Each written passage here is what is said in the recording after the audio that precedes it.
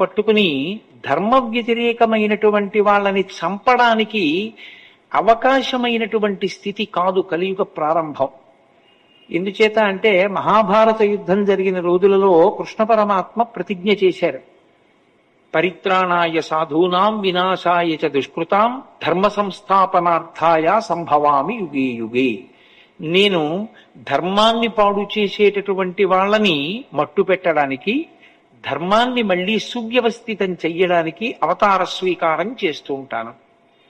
కానీ ధర్మ వ్యతిరేకులైన వారందరినీ చంపుకుంటూ వెళ్ళిపోతే కలియుగంలో అసలు మనుష్యుడన్నవాడు మిగలడం. కలి యొక్క ఉద్ధతి అటువంటిది.